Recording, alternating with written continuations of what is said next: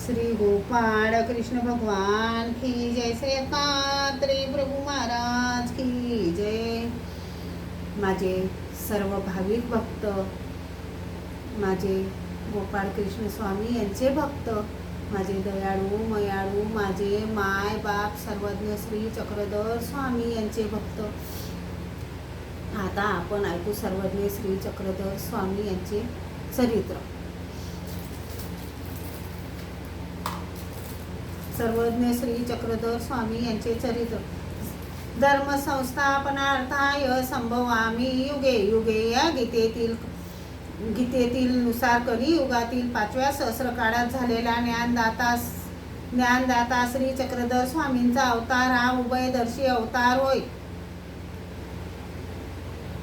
हा अवतार गुजरात देशाच्या राजघराण्यात झाला आणि त्यांनी महाराष्ट्रात येऊन महात्मा पंथांची प्रतिती पंथ मानभाव पंथांची स्थापना केली। त्यांचे चरित्र थोडक्यात पुढे आता ऐका। गुजरात येथील बडोदचे स्वतंत्र राज्य शके 1101 च्या नंतर अस्तित्वात आले।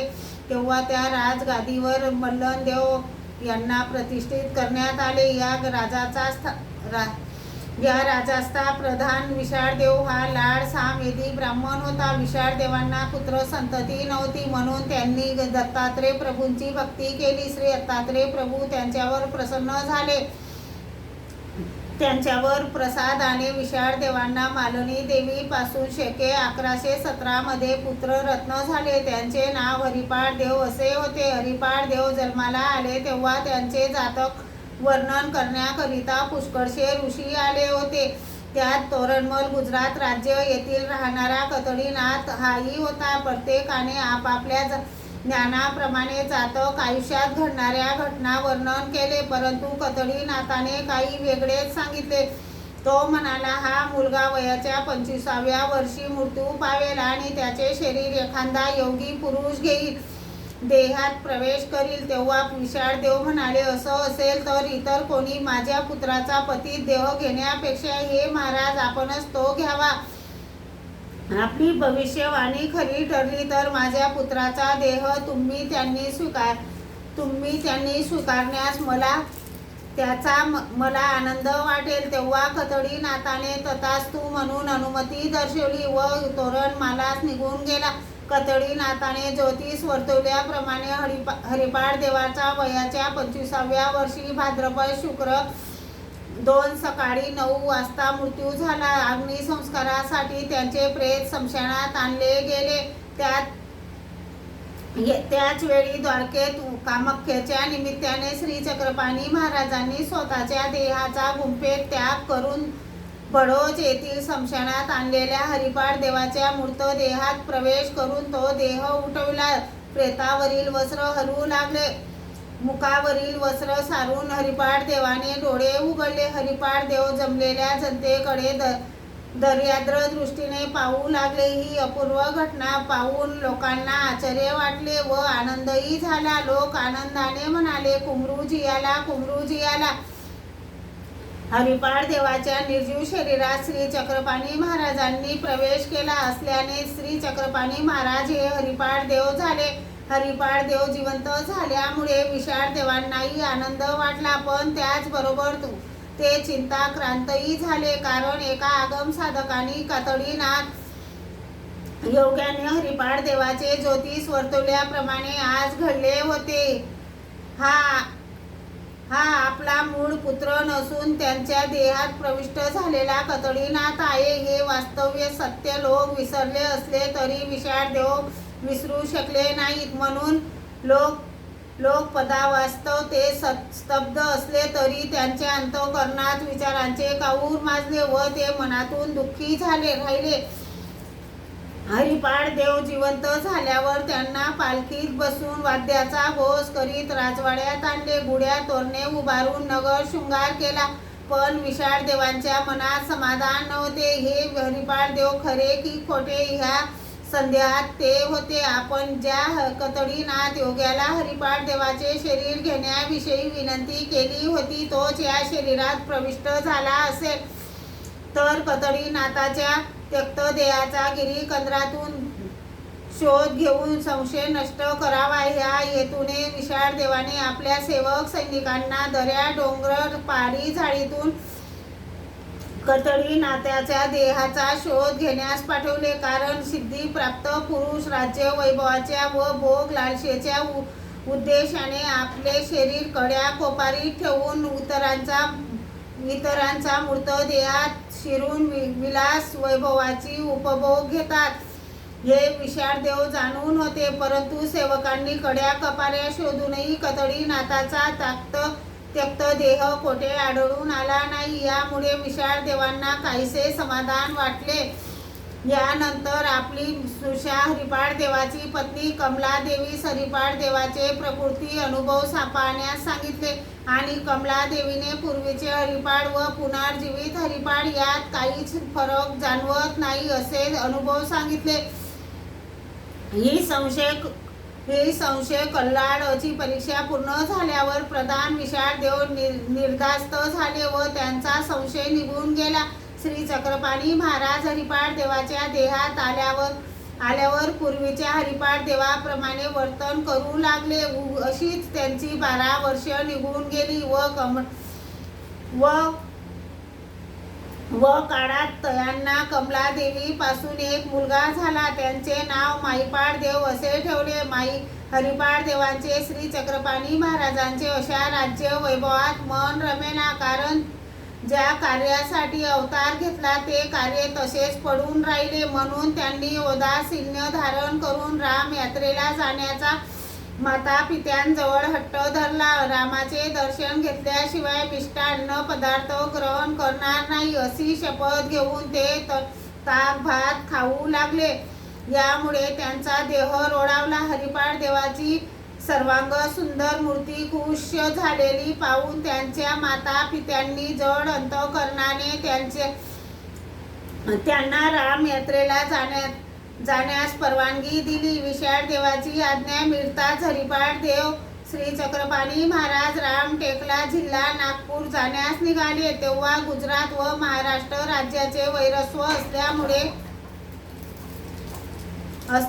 मराठी राज्यात हरिपाळ देवांना मराठी सैनिकांकडून उपसर्ग होऊ नये म्हणून विशाळ देवांनी त्यांच्या बरोबर लढाऊ सैनिकाची तुकडी दिली. त्यांच्यासह ते शके 1154च्या फाल्गुन मासात राजवाड्यातून बाहेर पडले. हरिपाळ देव पालखीत बसून सैनिकासह गुजरात येथून महाराष्ट्रात येत असताना ते दररोज थोडे सैनिक परत पाठवू लागले. त्याचबरोबर राजवाहन पालखीही पाठवली. असे होत असताना महाराष्ट्रात रिद्धपूर जवळील देऊळवाडा येथे आल्यावर 2 सेवक त्यांच्या बरोबर राहिले. त्यांनाही तेथ माहीत होऊ न देता साधा पोशाख करून रिद्धपूरला चैत्र शुद्ध पौर्णिमेस शके 1155 रोजी आले. तेव्हा रिद्धपूर येथील राधवन हाटात खानवाडीच्या बाजारपेठेत श्री गोविंद प्रभूंची आणि हरिपाळ देवाची भेट झाली. तेथे त्यांनी श्री गोविंद प्रभूंपासून अनुग्रह घेतला, ज्ञानशक्तीचा स्वीकार केला व जीवोद्धरणा कार्यास प्रारंभ केला. श्री गोविंद प्रभू हरिपाळ देवाचे नाव श्री चक्रधर असे ठेवले. श्री दत्तात्रेय प्रभू पासून श्री चक्रपाणी प्रभूंपासून श्री गोविंद प्रभू व श्री गोविंद प्रभूंपासून श्री चक्रधर स्वामींनी ज्ञानशक्तीचा स्वीकार केल्यामुळे चक्रपाणींचे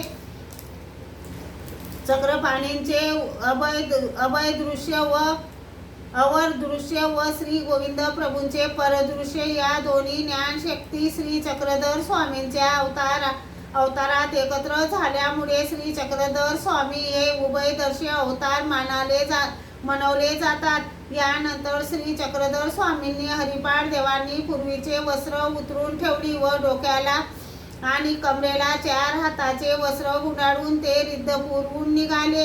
ही वेशभूषा संन्यास धर्माची नसून त्यांच्या विरक्तीची व उदासीनतेची निर्देशक होती. या उदासीतीत ते ताण लागली तरी कुणास पाणी पिण्यास मागायचे नाहीत. नदीच्या काठी जायचे आणि दोन्ही हात टेकून तोंडानेच पाणी पित असत. पायात प्रार्थने घालायची नाही. त्यामुळे रस्त्यावरील काटे रुतत असत. हातातून वनातून चालताना झाडाचे काटे अंगात रुतत असत.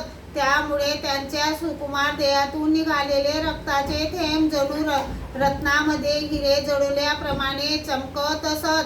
डोक्यावरील मोकळे केस झाडाला अडकले तरी ते आपल्या हाताने काढीत नसत. ते केस अडकल्यास स्वामी तेथेच उभे राहायचे. वाऱ्याने जेव्हा केस मोकळे होतील तेव्हा तेथून प्रयाण करायचे.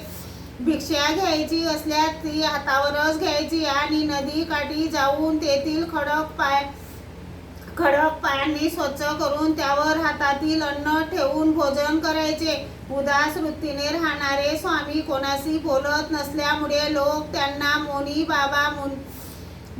बाबा त्यांचा गोरवर्ण पाहून गोमटे देव आणि अंगावरील अपुऱ्या वस्त्रामुळे नग्न देव असे म्हणत. अशा प्रकारे स्वामींनी एकांत कालात 31 वर्ष 9 महिने व्यतीत केले. या काळात स्वामींना माधव ब्राह्मण, भांडारेकर, हंसाबाई, सारंगधर, रंगाधर, बावसनीकर, शेंदूरजनीचा ब्राह्मण व तेथील बाई, चर्मकार रामदेव वडनेरकर, सालवडी येथील मुक्ताबाई, उधळीनाथ इत्यादी दर्शनीय वेदवंत बोधवंत अधिकारी जीव भेटले.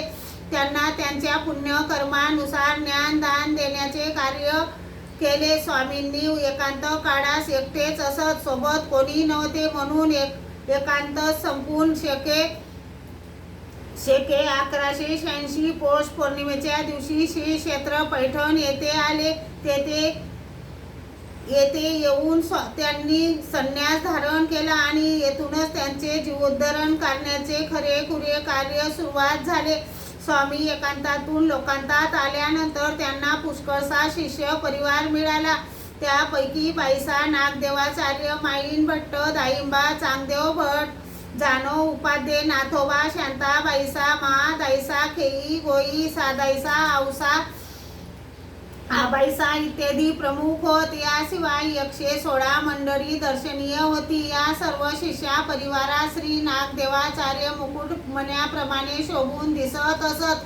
त्यांना ज्ञान प्राप्त झाल्यापासून त्यांनी आपला समग्र वेळ स्वामी श्री चक्रधरांच्या चिंतनात व पंथांचा प्रसार करण्यात घालविला. स्वामींनी आपले ज्ञानदानाचे कार्य 8 वर्षे 1 महिना 4 दिवस केले. या 8 वर्षाच्या काळाचे 2 भाग पाडले जातात. एक पूर्वार्ध काळ, दुसरा उत्तरार्ध काळ. बाईसांना प्रेमदान दिल्यापासून श्री नागदेवाचार्यांना संन्यास देईपर्यंतचा काळ 4 वर्षे 1 महिन्याचा भरतो. यास पूर्वार्ध काळ आणि श्री नागदेवाचार्यांनी संन्यास घेतल्यापासून स्वामींच्या उत्तरेपंथे गमनापर्यंतच्या 4 वर्ष 4 दिवसाच्या काळास उत्तरार्ध म्हणतात. एकांकानंतर स्वामींनी 8 वर्षाच्या काळात महाराष्ट्रातील जनतेला मराठी भाषेतून व्यावहारिक व धार्मिक तत्त्वे सांगितली. उपदेश करताना अहंकाराचा लवलेश किंवा अन्य धर्माचा द्वेष नसे सांगितलेली तत्त्वे स्वामींनी प्रथम स्वतः आचरणात आणली, मग लोकांना सांगितली. ती अशी: अहिंसा, ब्रह्मचर्य, सत्य, प्रियाभषण, सत्यार्जय, त्रिविधी तप, मूर्त मैत्री, दर्याद्रता, व्रत, त्याग, प्रवृत्ती धर्म, निवृत्ती धर्म, वैदिक धर्म, महाराष्ट्राविषयी प्रेम, निर्भयता, व्यवहार नीती इत्यादी अनेक आचार तत्त्वे जनतेला पटविण्याचा प्रयत्न केला. स्वामींनी आपल्या तत्वज्ञानात जीव, देवता, प्रपंच, परमेश्वर या 4 वस्तू नित्य व अनादीच्या असल्याचे सांगितले.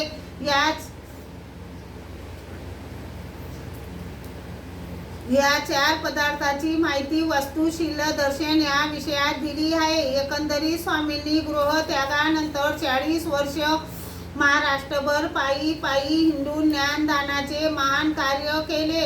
याशिवाय पुष्कळांना शित्यानंद, विद्यानंद दिला व काही अदटित कार्यही करून दाखवली, परंतु ती मोक्षाचे साधन नाही असे सांगितले. श्री चक्रधर स्वामी आपले जीवोद्धरणाचे कार्य करीत असताना विरोधाचे वादळ उठले. ब्रह्मासान व महादाश्रय सारख्या वैदिक पंडितांना तथा पैठणातील